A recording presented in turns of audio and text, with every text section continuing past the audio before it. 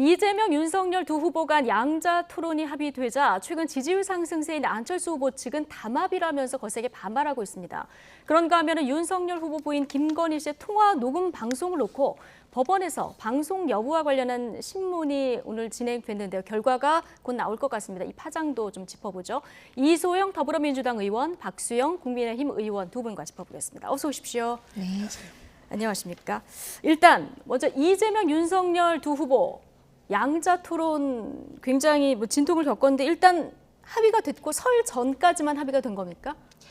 일단은 1차 TV 토론에 대해서 합의가 된 것으로 알고 있고요. 네. 그 내용은 이제 국정 전반에 대해서 다룬다는 점 정도가 합의된 걸로 알고 있습니다. 예. 그 이후의 사항에 대해서는 계속 협의한다. 이것이 합의 내용입니다. 구체적인 날짜가 정해진 건 아직 아니고요. 네, 날짜는 사실 이제 방송사 사정에 따라서 주최 측이 좀 제안해야 되는 측면도 있어서요. 예. 논의 중인 걸로 알고 있습니다. 알겠습니다. 윤석열 후보도 이제 적극적으로 토론에 나서게 되는 상황인데 어떻게 보고 계십니까? 예, 아마 일반적으로는 이제 이재명 후보가 늘 우리 윤석열 후보 토론을 피한다 이렇게 얘기를 했는데 네. 사실은 그게 아니고 1대1 토론을 안 해서 그렇지 방송국 토론은 여러 가지 했고 어제만 해도 행정학회가 주최하는 토론에 나갔었거든요. 네. 그런데 이재명 후보는 본인이 경제 전문가 이렇게 주장을 하고 있고 행정 전문가 이렇게 주장하고 있는데 사실 경제도 그 앞에 남경필 지사 있을 때 6.6%까지 성장했던 경제 성장이 1.1%까지 떨어졌거든요. 예. 그래서 또 행정 전문가라고 하는데 사실 일으킨 거는 대장동, 백현동, 순회동, 정자동 등등 부동산 개발 비리만 일으켰기 때문에 경제 전문가도 아니고 행정 전문가도 아니다라는 것을 민낯을 국민들께 보여줄 수 있는 좋은 기회로 삼을 수 있다고 생각합니다. 예.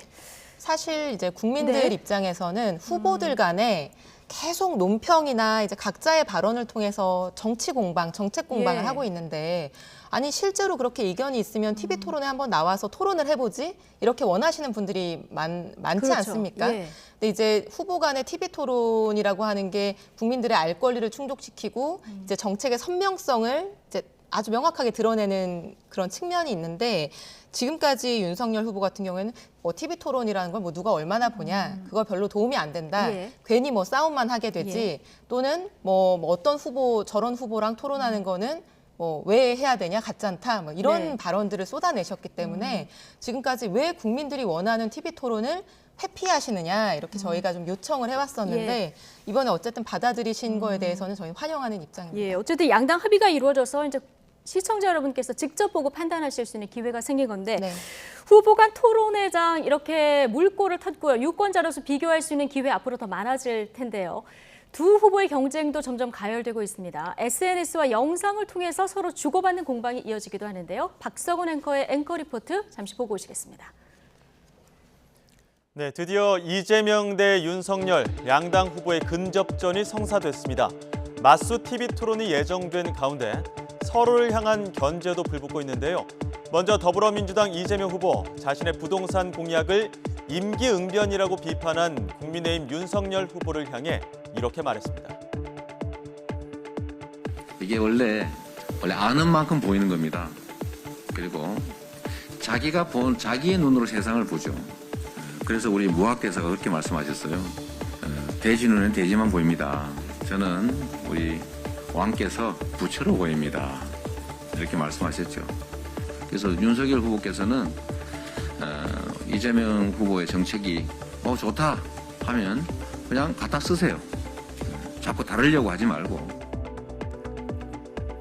네, 무학대사의 말을 인용하며 윤 후보를 비판한 이재명 후보. 질의응답이 끝난 후에는 자신의 SNS에 짧은 메시지를 남깁니다. 더 나은 변화 이재명, 더 나쁜 변화는 윤석열. 지금까지와는 달리 단문 메시지를 남기면서 윤 후보의 메시지 전략을 비꼬았다는 해석도 나옵니다. 여기에 대해 윤석열 후보는 어떻게 대응했을까요? AI 윤석열이 나섰습니다. AI 윤석열입니다. 이땡땡님 글 잘 봤습니다. 많이 초조해 보이십니다. 메시지는 그렇게 쓰는 게 아니라고 저는 배웠습니다. 윤석열 선대본부에 메시지 기가 막히게 잘 쓰는 인재들이 있으니 와서 한번 교육받고 가시는 게 어떨까요? 교육비는 화촌대유에서 계좌이체로 받겠습니다. 감사합니다. 이땡땡님, 오늘도 에너지 넘치게 파이팅! 네, 보시다시피 영상 배경에 이 후보의 페이스북 페이지가 희미하게 띄어져 있고요. 대장동 의혹의 중심에 있는 화천대유를 언급해 우회적으로 이 후보를 비판한 건데요. 서로를 향한 견제구를 한 번씩 주고받은 양당 후보, 설 연휴 전 TV 토론에 합의한 만큼 실제 토론장에서는 어떻게 맞붙게 될지 주목됩니다. 네, 뭐 서로 공약 쓰세요, 화이팅 합니다만 좀 신경전도 느껴지는 이런 앵커 리포트 보고 오셨습니다. 최근에 후보 간 공약뿐만 아니라 홍보 형식도 지금 많이 비슷해지는 이런 느낌인데 박수영 의원님, AI 윤석열 보고 오셨는데 반응 어떻습니까? 예, 아주 폭발적으로 반응이 좋고요. 네. 저게 처음 시도해보는 딥페이크 방식인데 저 방식이 처음으로 되다 보니까 특히 MZ세대, 젊은 네. 세대 중심으로 해서 굉장히 반응이 좋은 지금 그런 상황입니다. 그래서 뭐 민주당도 아마 곧 비슷하게 따라오지 않겠나 생각을 하는데 좋은 예. 방식은 따라하셔도 상관없습니다. 네. 저희는 딥페이크 방식은 지금 검토하고 있지는 않습니다. 왜냐하면 저게 재미있을 수는 있는데 네. 대선이라고 하는 국민의 가장 중요한 선택의 국면에서 적절하고 합당한 방식인가 하는 거에 대해서는 지금 논쟁이 있지 않습니까? 예. 예를 들면 국민들은 윤석열 후보의 반응이나 답변 이런 거를 보고 그분의 뭐 성격, 정책, 가치관 이런 걸 보고 싶은 건데 사실 AI 윤석열은 윤석열이 아니잖아요. 그래서 그런 측면에서는 어떤 시청자들이나 국민들의 이해를 왜곡하는 측면도 생길 수 있기 때문에 저는 이런 부분은 굉장히 심도 있는 토론이 필요한 부분이라고 생각을 하고요. 예. 사실 내용에 있어서도 물론 뭐 상호 간의 네거티브는 저는 국민들 볼 때 뭐 좋지는 않다고 생각합니다. 네. 또 화천대유 계좌이체 받은 거는 국민의힘 곽상도 의원의 뭐 아들이죠. 예. 그래서 뭐 그런 부분을 활용해서 저렇게 답변하는 것이 재미는 있을 수 있겠으나 재미는 있을 우리 수 이번 있지만. 대선 과정에서 뭐 좋은 모습은 아닐 거다 이렇게 생각합니다. 알겠습니다. 저희가 이제 좀 재미있는 모습들 모아서 잠시 보여드렸고요. 어쨌든 TV 토론, 국민들이 여기서 좀 자세한 후보들의 공약을 들을 수 있을지 이 부분 굉장히 관심인데 여야간 어렵게 성사된 토론인데요. 그런데 이재명, 윤석열 이 양자 토론이다 보니까 최근 지지율 상승세를 보이는 안철수 후보 측은 담합이다 이렇게 강도 높게 비판하고 있습니다. 듣고 오시겠습니다. 지금 안철수 후보가 치고 올라오는 거는 이게 진영의 힘이 아니라 바닥에 있는 민심에 의해서 올라가는 거거든요, 단계적으로. 예. 그러니까 어떻게든지 일단 두 당이 위협감을 느껴서 일단 이걸 힘을 합쳐서 막자. 그리고 그 수단으로 양자 TV 토론을 통해서 우리 중심으로 유권자들의 시야를 이렇게 가려놓자. 뭐 이런 이제 술수를 쓰고 있는 거다 그렇게 보고 있습니다. 근데 만약 그렇게 한다면 이거는 저희가 뭐 방송사에서 아마 저희 당원과 지지자들이 그 양자 토론을 막기 위한 뭐 시위뿐만이 아니라 예. 법적으로 가처분 신청을 계획하고 있습니다. 예. 토론 담합이다. 안철수 후보도 SNS 통해서 굉장히 이제 강한 비판을 남겼는데 이게 이번 토론이 아니더라도 이제 다자 토론 뭐 해야 되는 상황이 아닐까 싶은데 뭐 검토를 하고 계신 거죠? 저희가 볼 때는 다자 토론, 뭐 사자 토론이든 오자 토론이든 네. 당연히 필요하고 바람직하다고 예. 생각하고요. 그게 가장 이상적이죠. 왜냐하면 안철수 후보, 심상정 후보를 지지하는 국민들만 하더라도 예. 지금 여론조사상 15% 20%에 가깝지 않습니까? 네. 그래서 그분들의 알 권리도 충족이 돼야 되기 때문에 저희 선대위의 확고한 공식적인 일관된 입장은 사자 토론이든 양자 토론이든 주최 측의 방송사 측의 요청에 따라 저희는 다 응하겠다는 이제 입장이고요. 네. 근데 다만 한 가지 좀 말씀드리고 싶은 것은 앞으로 이제 55일여간의 대선이 남아 있는데 국민들 입장에서는 사자 토론도 좋을 것이고 예. 또 이자 토론, 삼자 토론 이런 다양한 형식의 토론을 좀 보고 싶어 하실 것 같습니다. 이번에 국민의힘과 민주당의 경선 과정에서도 뭐 후보들은 6명, 5명 이렇게 많았지만 다 모여서 토론할 경우에는 조금 이렇게 주의가 흩어지는 측면이 있어서 작게 쪼개서 토론을 예. 하기도 했었거든요. 그래서 다양한 형태의 다양한 주자들 간의 그런 토론이 많이 이루어지기를 저희는 바랍니다. 예, 다자 양자 포함해서 좀 많이 여러 형식으로 네. 어떤 방식이 이제 효율적이나 좀 생각을 해봐야 될 텐데요. 예, 저도 마찬가지입니다. 이소영 의원 말씀하신 것처럼 저희가 그 부산시장 선거와 서울시장 선거, 보궐선거 때 사실 1대1 토론을 했습니다. 예. 다자가 모여서 하지 않고 1대1 토론을 했더니 집중도도 굉장히 좋았고 우리 유권자들의 평도 굉장히 좋아서 후보를 선택하는 데 도움이 됐다 이런 얘기를 하고 있거든요. 네. 그래서 우리가 늘 방송하다 보면 왜 5명이 지금 법적으로는 이제 법정 토론에 들어가게 되면 심상정 후보는 당연히 지난번에 3% 이상 받았기 때문에 예. 나와야 되고요. 안철수 후보도 마찬가지고 그다음에 허경영 후보가 5%를 넘기게 되면 또 토론에 들어와야 되는 상황이 예. 됩니다. 근데 그래놓고는 뭐 1분 만에 답하십시오, 1분 30초 만에 답하십시오. 이게 반드시 그 바람직한 방식이냐에 대해서는 좀 그러면 고민이 이재명, 필요합니다. 윤석열, 이재명, 안철수 그렇죠. 1대1로 뭐 리그 윤석열, 방식으로 이렇게 안철수 하는 토론도 훨씬 더 양자 좋을 수 토론을. 있다 이렇게 보고 있습니다. 알겠습니다. 자, 이게 안철수 대표가 불만을 가질 만도 한 것이 오늘 나온 갤럽 여론조사를 좀 보실까요?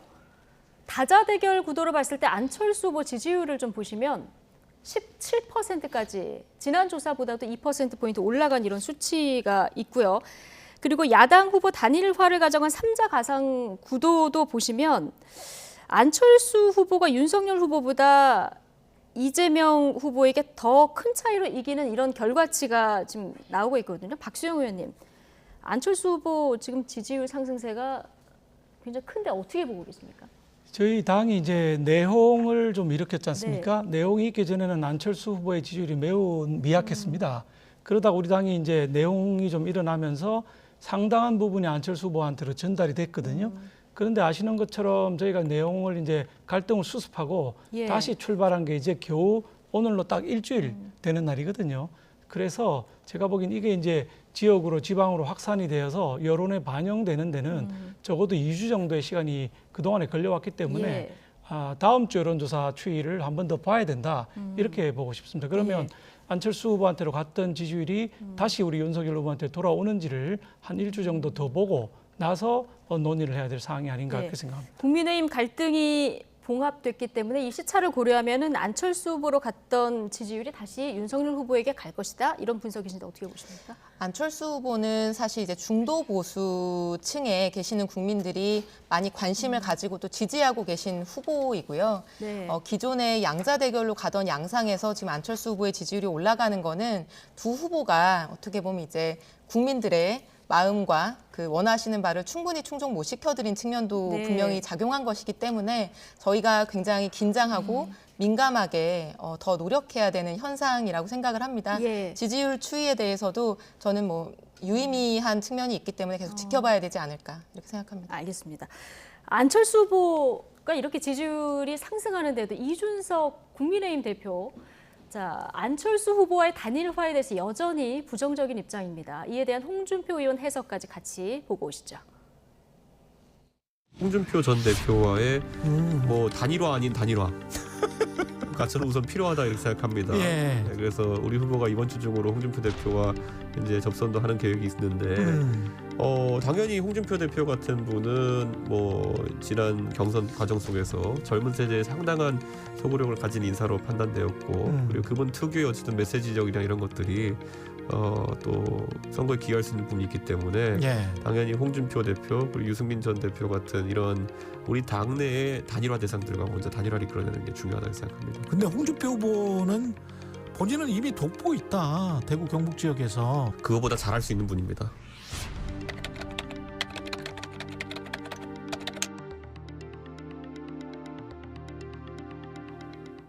네. 자, 안철수 후보와 선을 그는 이준석 대표의 발언은 단일화에 대비한 작전이다. 이게 이제 홍준표 의원의 분석인데, 어쨌든 이준석 대표는 지금 안철수 후보 단일화보다는 홍준표, 유승민 이런 당내 단일화가 더 중요하다 이런 분석입니다. 동의하십니까? 당내 단일화는 사실 많이 진행이 된 셈이고요. 예. 홍준표 후보께서 말씀하신 것처럼 이미 돋고 있다 이렇게 말씀하시고 계시고 유승민 후보 움직임. 유승민 후보 본인은 안 움직이지만 예. 유승민 후보 계보로 그 분류됐던 의원들이 지금 예. 돋고 계시거든요. 그래서 큰 문제는 아니라고 생각이 들고 안철수 후보가 이렇게 많이 올라간 것은 두 가지 측면이 있는데 하나는 이 정권 교체에 대한 국민적 열망이 얼마나 높은 것인지를 보여주는 측면이 있다. 예. 즉 우리 윤 후보하고 안철수 후보 합하면은 상당히 많은 50%를 넘는 비율이 나오는 걸로 볼 수가 있고 또 하나의 다른 점은 우리 이재명 후보께서는 37% 플러스 마이너스 2% 박스권에서 지금 120일 이상 묶여 있는 상황이거든요. 우리 당에 아무리 내용이 있어도 안철수 후보에 어떤 변화가 있어도 우리 이재명 후보의 지지율은 올라가지 않는다는 점을 볼 때 예. 국민들의 그 정권 교체에 대한 열망이 얼마나 강한가를 다시 한번 확인할 수 있고 그게 토대가 돼서 안철수 후보와 우리 윤석열 후보 간의 단일화든지 뭐 연대든지 예. 연정이든지 이런 식의 진행이 착착 진행되지 않겠느냐 이렇게 예상합니다. 예. 지금 대선이 54일 남았더라고요. 근데 주말 휴일도 세보면 몇 번 안 남았는데 이제 이번 주말에는 이재명, 윤석열 두 후보가 이제 지역 민심 잡기에 들어갔는데 이재명 후보는 오늘 인천으로 앞서 보셨지만 인천으로 가셨습니다. 지금 수도권에서 메타버스가 재개가 됐는데 현장에서 반응을 가장 잘 느낄 수 있지 않겠습니까? 수도권 표심에 대해서 좀 변화를 느끼십니까? 저희가 그 방역 상황 때문에 예. 메타버스를 몇 주간 중단했다가 그랬죠. 지난주에 서울에서 이제 예. 다시 재개를 했고요. 그 많은 인파가 모이는 곳에는 지금 이제 가는 것이 좀 곤란한 네. 측면이 있어서 그냥 수행원 1명 정도만 같이 아. 이제 수행을 해서 예. 버스도 타고 전철도 타고 이제 이런 유형의 국민들 만나는 노력을 하고 있는데요.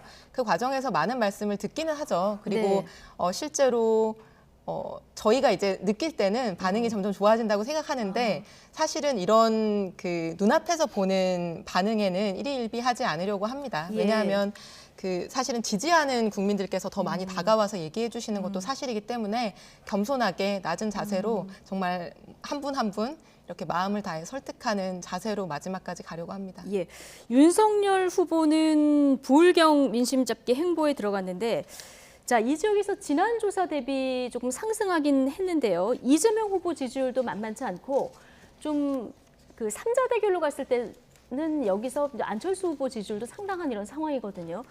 이 확실한 텃밭인데 어떤 노력이 더 필요하다고 보십니까? 이제 전국 여론조사 결과로는 예. 부울경에서 상당히 뭐 크게 차이가 안 나는 걸로 나오는데 사실은 대구 경북에는 영남일보라고 하는 신문에서 조사를 한 거 예. 있거든요. 그거는 60대 20으로 압도적으로 이기는 게 나왔고 부울경에서도 이제 국제신문 조사를 보면 48대 32로 이기는 걸로 지금 나와 있기 예. 때문에 전국을 조사하면서 부울경에 뭐 200명 조사한 거하고 부울경이나 대구 가서 각각 1000명 조사한 거하고 약간 차이가 지금 나고 있기 때문에 조금 더 면밀한 조사가 필요하다고 보고요.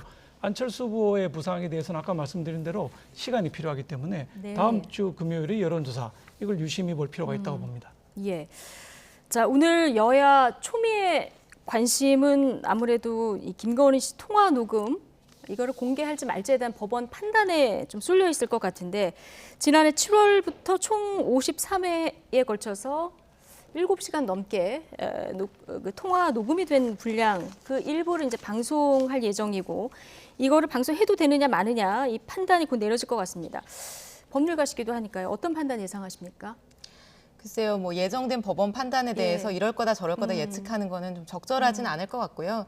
근데 다만 이 지금 이제 언론사 측에서 얘기하고 있는 사실관계에 따르면은 네. 기자임을 밝히고 통화를 진행했고 기자라는 사실을 문자로 사전에 보내기도 했고 이제 이런 상황들을 예. 볼 때 사실 이 통화 내용을 공개하는 것이 민사적으로 형사적으로 적법한가 문제를 바라볼 때는 발화자가 말한 사람이 누구냐 그리고 그 얘기를 녹음하거나 들은 사람이 누구냐 이게 중요하거든요. 예. 근데 김건희 씨 같은 경우는 이 통화가 시작된 시점이 윤석열 후보가 대선 후보로 출마 선언을 한 이후였습니다. 예. 그러면 실정으로 봤을 때 공적 그렇죠. 신분이란 말씀이십니까? 그렇죠. 대선 주자의 배우자로서 기자와 통화를 한 것이고요.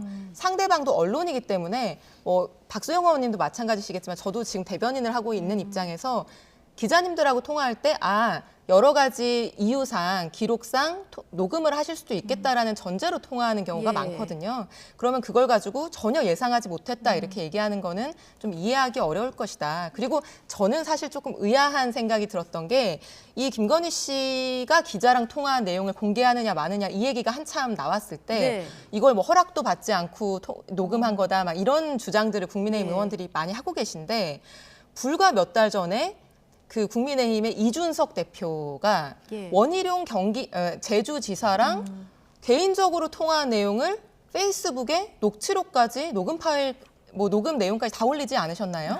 근데 그것도 사실은 허락받고 한 게 전혀 아니었잖아요. 예. 원희룡 지사가 그때 굉장히 당황하셨던 기억이 나고. 그래서 그런 개인적인 대화까지도 당대표가 공개하는 정당에서 지금 대선 후보의 배우자로서 기자와 통화 내용이 공개되는 거에 대해서 이런 가처분까지 하는 그런 과민한 반응을 보이는 거는 조금 일관되지 않다. 그리고 네. 지금 언론 노조에서도 이게 언론 탄압이라고 굉장히 굉장히 적극적으로 예. 항의를 하고 있는 것으로 알고 있습니다. 이게 국민 알 권리가 더 중요하냐, 개인 프라이버시가 더 중요하냐, 이제 법원 판단을 좀 봐야 되겠습니다만은 국민의힘에서는 이게 녹음 자체에도 정당성이 없다, 지금 이렇게 보고 있는 거죠. 그렇습니다. 개인 간의 통화를 녹음해서 예. 그걸 뭐 사용하는 거는 사실 법적으로 아무 문제가 없습니다. 근데 이게 지금 기자라는 신분이거든요. 이소영 대변인께서 기자라는 신분을 밝혔다고는 하나 이소영 대변인이나 저는 정치인이기 때문에 이거 녹음할 수도 있겠다고 생각하지만 예. 김건희 여사는 정치라고는 정말 해본 적이 없는 평범한 분이신데 이걸 녹음하겠다고 생각을 했겠느냐 하는 부분이 있고요. 이게 이 기자분이기 때문에 저희 민간하고 다른 게 제가 지금 가지고 나온 게 한국 기자협회 윤리강령입니다. 네. 여기 4호에 보면은 정당한 방법으로 정보를 취득하라고 돼 있거든요. 예. 인터뷰를 할 것 같으면 인터뷰를 한다. 녹음할 거면 녹음한다고 얘기를 했어야 되고 6항이 또 있습니다. 보도 대상의 사생활을 보호해야 한다. 이렇게 돼 있거든요. 예. 저는 그 취득한 방법, 그다음에 털어서 내겠다고 하는 것까지가 개인의 사생활 보호에 충실하지 못한, 다시 말해서 기자협회 윤리강령을 정면으로 위배하는 행위를 기자라는 이름으로 하고 있다고 생각합니다. 네. 예. 제가 그 부분은 딱 한마디만 첨언을 하고 예, 예. 싶은데 지난 8월에 그 이준석 대표가 원희룡 지사와의 통화 내용 공개할 때 뭐라고 얘기했었냐면은 나는 휴대폰에 자동 녹음 기능을 항상 켜놓고 있다. 예. 그 나도 모르는 사이에 전부 녹음이 된다 이렇게 얘기했거든요. 예.